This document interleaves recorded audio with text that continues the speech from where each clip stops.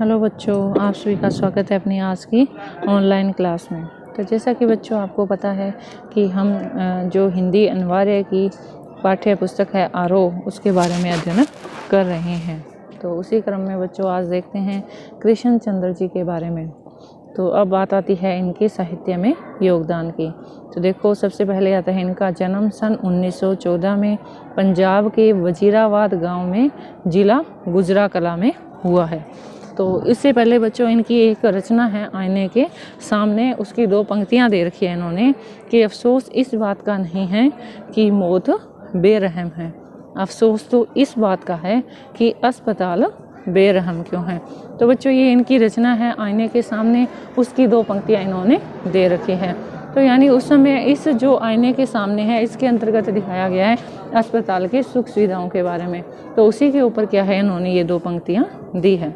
तो अब देखते हैं इनके जन्म सन 1914 पंजाब के वजीराबाद गांव में। अब है इनकी प्रमुख रचनाएं कौन कौन सी हैं।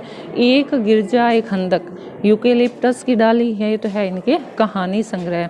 अब है शिकस्त जरगांव की रानी, सड़क वापस जाती है, आसमान रोशन है, एक गधे की आत्मकथा, अन्नदाता हम वहसी हैं, जब खेत जागे, 52 पत्ते, एक वायलिन समंदर के किनारे, कागज की नाव और मेरी यादों के किनारे।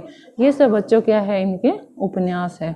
तो हम देख रहे हैं इनका जन्म, इनकी प्रमुख रचनाएं। तो इस तरह से बच्चों आपको इसी क्रम में रखनी है। और अब है इन्हें साहित्य अकादमी सहित बहुत से पुरस्कारों से भी नवाजा गया है।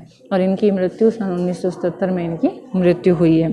अब है कि प्रेमचंद के बाद जिन कहानीकारों ने कहानी विदा को नई ऊंचाइयों तक पहुंचाया, उनमें है उर्दू कथाकार कृष्ण चंद्र का नाम महत्वपूर्ण आता है।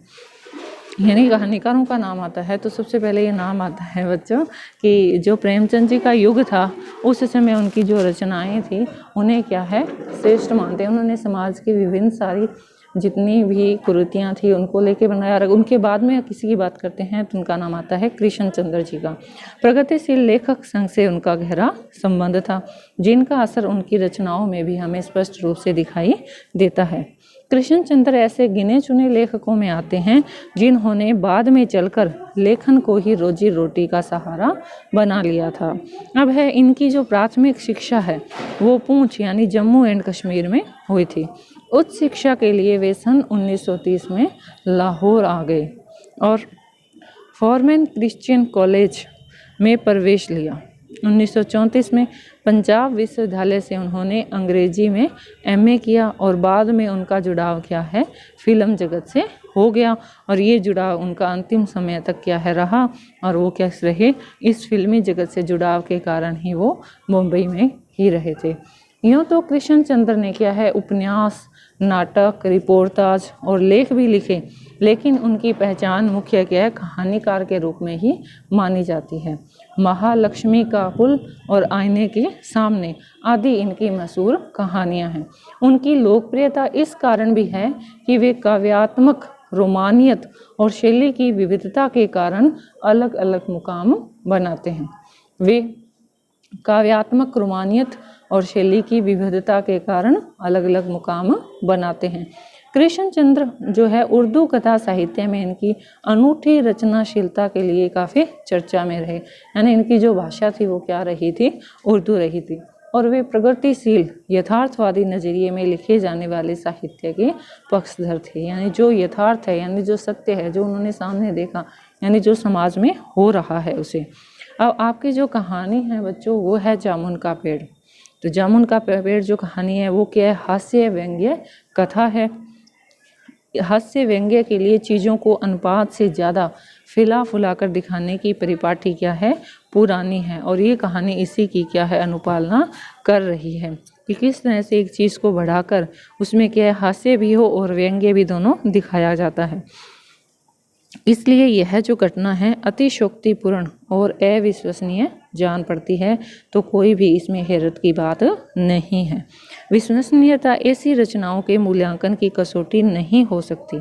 प्रस्तुत पाठ में हंसते हंसते ही हमारे भीतर इस बात की समझ पैदा हो जाती है कि कार्यालयी तौर तरीकों में पाया जाने वाला विस्तार कितना निरर्थक और पदानुक्रम कितना हास्यप्रद है।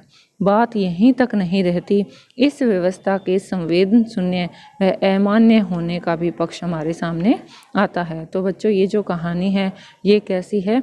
हास्यपूर्ण व्यंग्यात्मक कहानी है और इसमें समाज की जो हृदयहीनता है उसकी क्या है, मार्मिक रूप से व्यंजना की गई है।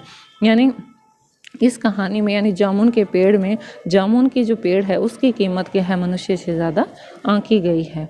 और इसके अंदर जो चली आई हमारी मानसिकता है वो दिखाई गई है। और सरकारी जो कर्मचारी है वो जो कार्य करते हैं, यानी यूँ कह लो कि सरकारी कार्यालयों की जो कार्य प्रणाली है उसके ऊपर भी व्यंग्य किया गया है कि यानी ये एक से ऊपर नाटकीय रूपांतरण की तरह चलता ही रहता है। इसमें कोई क्या है, जल्दी से डिसीजन नहीं लिया जाता। और जो अफसरों की सोच है वो क्या है, हमेशा ही घटिया रही है। और इसमें संवेदनहीनता का भी वर्णन किया गया है। तो बच्चों, इससे आगे वाले वीडियो में हम इस कहानी को पढ़ेंगे और देखेंगे भी किस तरह से ये हास्यात्मक भी है और व्यंग्यात्मक भी है।